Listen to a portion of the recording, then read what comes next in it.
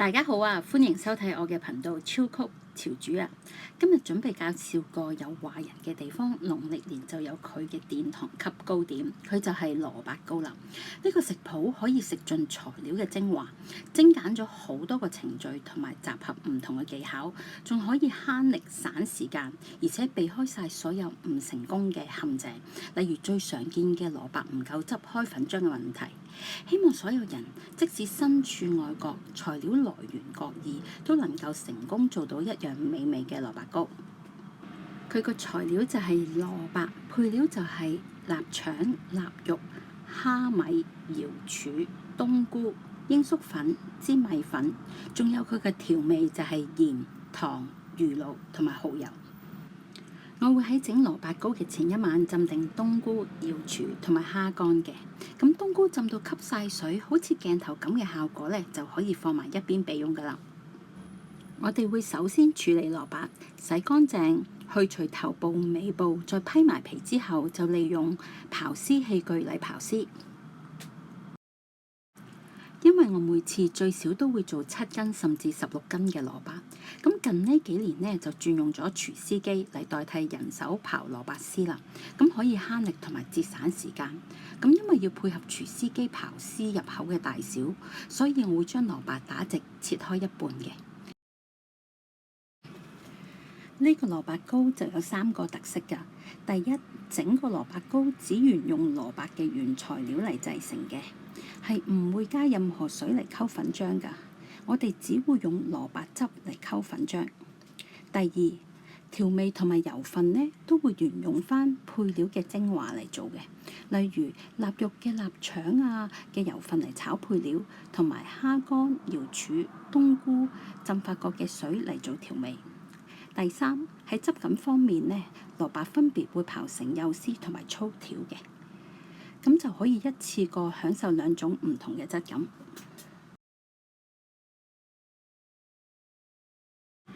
因為需要最少650毫升嘅蘿蔔汁嚟開粉啊，咁所以呢就會用廚師機先將一半嘅蘿蔔刨成幼絲。個原因係刨幼絲會令到蘿蔔容易釋出呢個蘿蔔汁。為咗令蘿蔔絲釋出更多嘅水分，我會用手再揸壓蘿蔔絲，咁就會有多幾倍嘅蘿蔔汁啦。如果蘿蔔汁呢都係發覺唔係咁夠650毫升嘅話，大家就可以刨多啲嘅幼絲啦。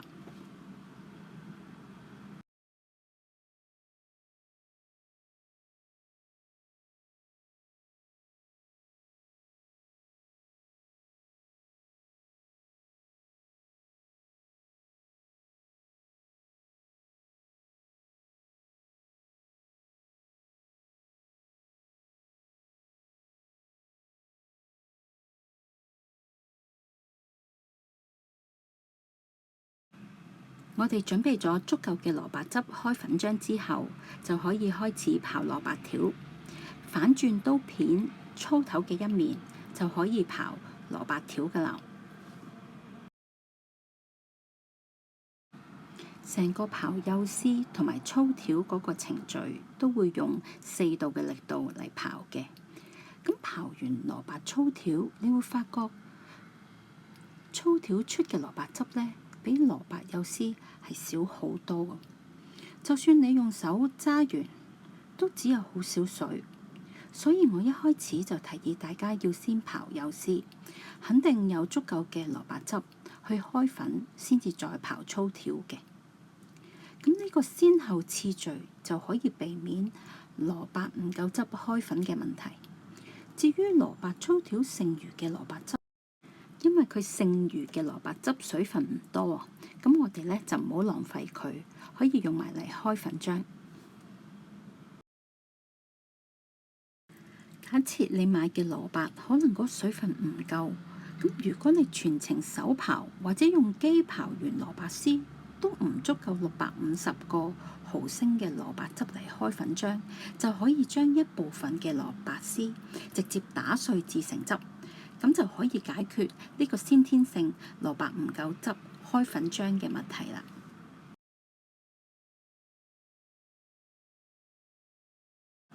好啦，啲蘿蔔分別刨完幼絲同埋粗條之後，又有足夠嘅蘿蔔汁，我哋就可以開始開粉漿啦。我哋先將粘米粉同埋鷹粟粉混合好佢，然後就加入蘿蔔汁。咁提大家喎，我哋要分開3次落蘿蔔汁嚟開粉漿嘅，咁樣會容易好多㗎。如果你一次過將啲蘿蔔汁倒晒落去，就會好難搞得勻勻，非常之咁吃力，而且仲要用多好多時間去攪拌㗎。完成咗個粉漿之後，我哋可以預備配料啦。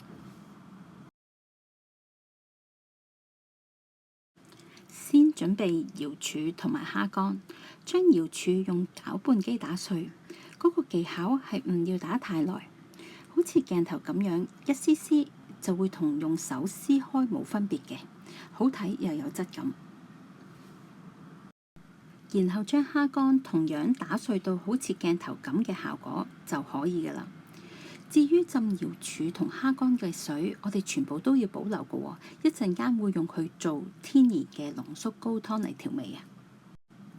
開始準備冬菇啦，將冬菇同埋冬菇塊分別切開，因為呢，我會連呢個菇嘅塊都用埋嘅，因為用佢呢，嗰個香味會濃郁同突出好多㗎。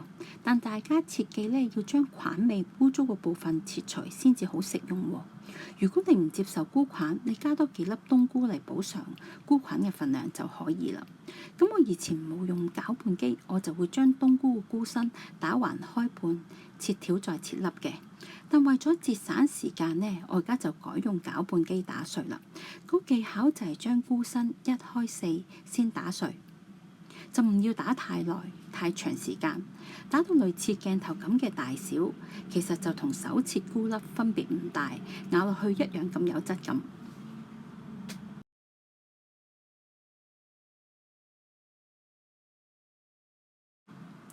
我呢度俾咗個近鏡俾大家睇下，手切同埋攪拌嗰個效果其實唔係爭好遠嘅，個大細都係相若嘅，大家。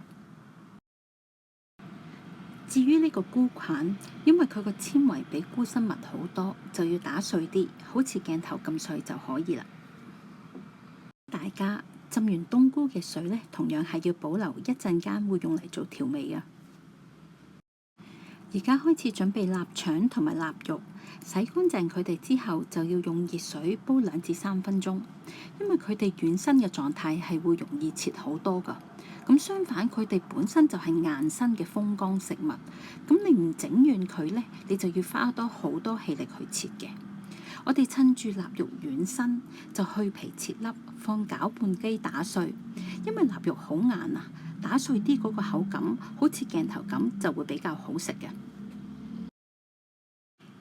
至於臘腸就同樣係趁軟身先去腸衣，然後切粒先至打碎嘅。想喺度分享一個技巧俾大家，所有未切嘅臘腸同埋臘肉，或者你未攪拌之前，千祈唔好一次過喺鍋裏邊攞出嚟喎，咁樣佢哋會好容易放涼變翻硬身㗎。如果你未切到佢，又未打碎到佢嘅話，就由得佢喺鍋中保持軟身，需要切到佢啦先至攞上嚟。用攪拌機攪碎臘腸嘅技巧就係唔需要打得太碎嘅，好似鏡頭咁嘅效果就同手切冇乜分別㗎啦。呢度想分享下相對比較快脆嘅手切臘腸粒方法俾大家嘅。同樣呢，係趁呢個臘腸軟身，先去除腸衣，然後將佢切片，之後再切條，最後一次過去切粒。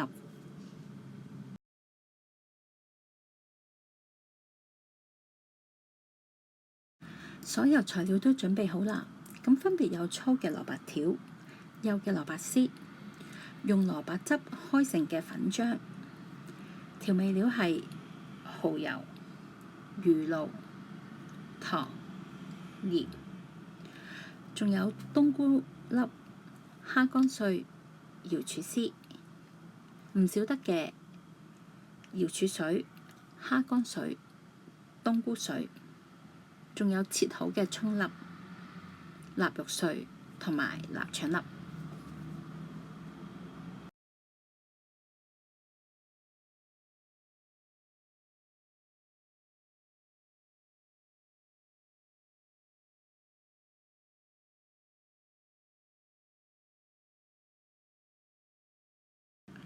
我哋可以開始炒配料嘅部分，大火起鑊，咁鑊夠熱呢，就將臘肉同埋臘腸轉用中火炒香，至到佢哋出油，然後就落瑤柱絲、蝦乾碎，快手炒香埋佢哋，咁將所有油份呢逼出，就可以將所有材料上碟備用㗎啦。咁大家注意啊！我全程係唔需要落油㗎，因為臘腸同埋臘肉嗰個油份好高啊。咁我根本就唔需要落油呢，都有足夠嘅油份去炒香配料㗎。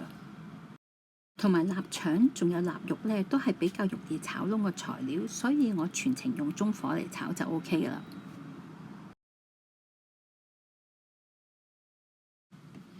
我哋會利用翻臘腸、臘肉剩餘嘅油份嚟炒冬菇嘅，咁嗰啲油份全部保留於原鑊裏邊。我哋保持熱油熱鑊，就落冬菇粒，咁然後就用轉大火炒到嗰啲菇釋出香味，就落鹽同埋糖嚟調味。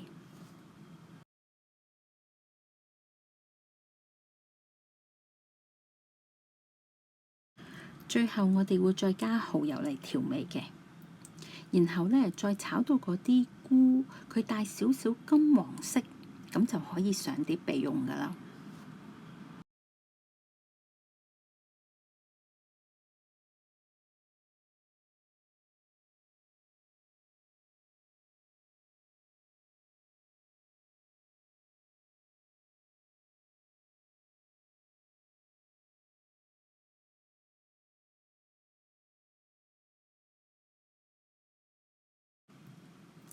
而家可以開始炒蘿蔔嘅部分，我哋全程都係唔需要任何油份㗎，直接用中火去炒呢個蘿蔔條同埋蘿蔔絲，然後落一開始備用咗嘅冬菇水、瑤柱水同埋蝦乾水去炒勻。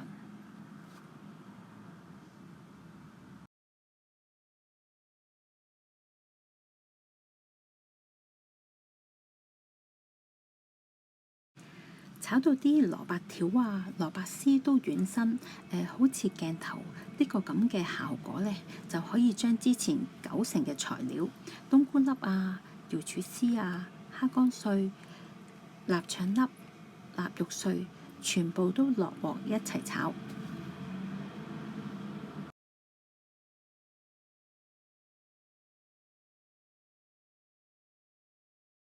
只要配料同埋蘿蔔都炒得均勻呢，我哋就可以落調味啦。佢就係鹽、糖、魚露同埋蠔油。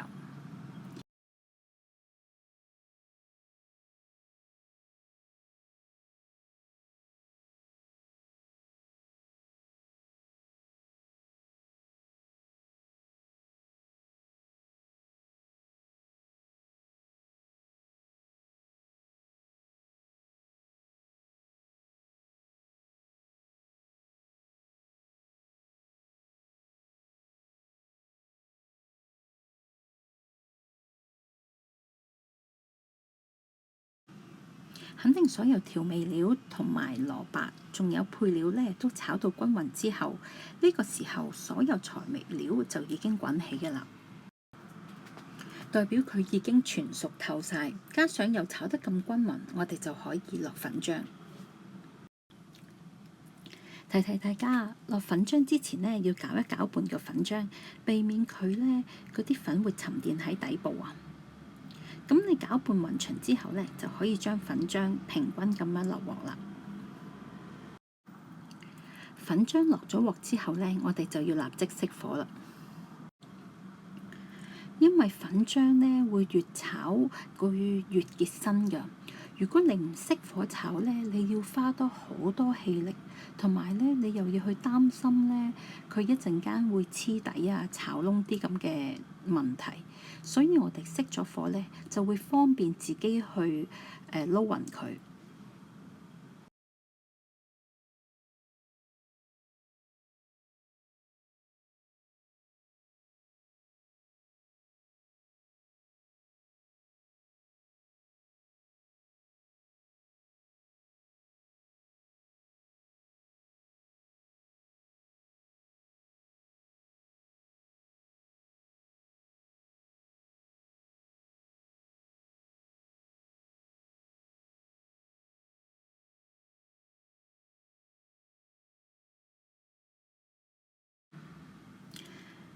所有粉漿同埋蘿蔔啊配料都炒勻之後呢，我就會加葱粒嘅。如果唔喜歡葱粒嘅朋友呢，就可以唔落，因為我個人非常之喜歡嗰個葱粒嗰個香味，所以呢，我今次就示範落葱粒俾大家睇。呢個時候蘿蔔糕嘅雛形其實已經形成咗㗎啦。我哋要預備一個蒸盤，咁分別將蒸盤嘅四邊同埋底部全部掃油。掃好油之後呢，就放炒好嘅蘿蔔糕，平均掃平佢，放喺蒸盤裏邊。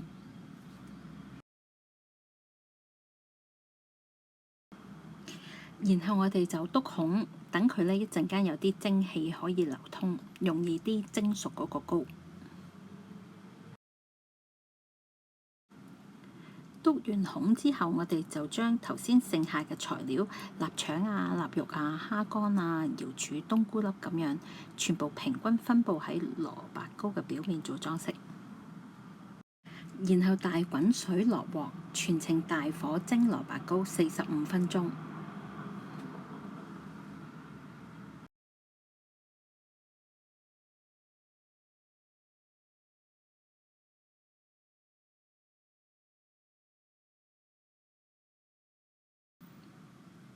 哇！咁快45分鐘呢就完成咗啦。我哋而家呢就可以用個筷子篤一篤佢，試下呢佢有冇粉漿黐住個筷子。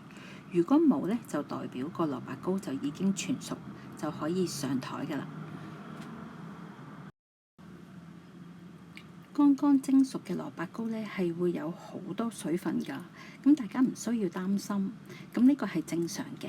咁我哋只要攤涼咗佢，自然呢嗰啲蘿蔔糕就會收乾水分㗎啦。等佢完全攤凍之後呢，我哋就可以放入雪櫃。呢個係入咗雪櫃6小時之後嘅效果。我哋用把刀仔沿住四邊鬆開佢，然後呢，就用呢個砧板冚住佢嘅面部，反轉佢，咁呢，呢個蘿蔔糕呢，就可以成功咁樣鬆開㗎啦。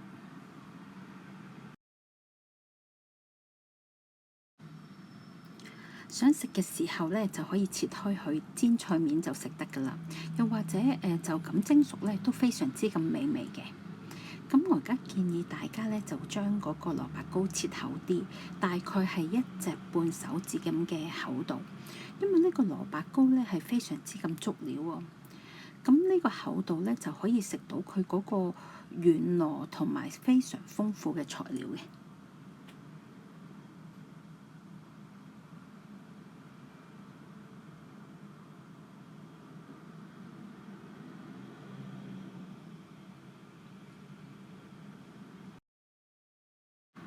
咁因為蝦乾、瑤柱、臘肉、臘腸呢啲全部都係比較容易煎燶嘅材料喎，所以大家煎糕嘅時候呢，千祈唔好太大火喎。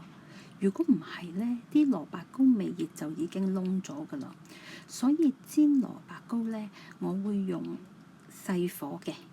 咁呢，到後期我先至會轉用中火煎返兩邊金黃脆面嚟食嘅。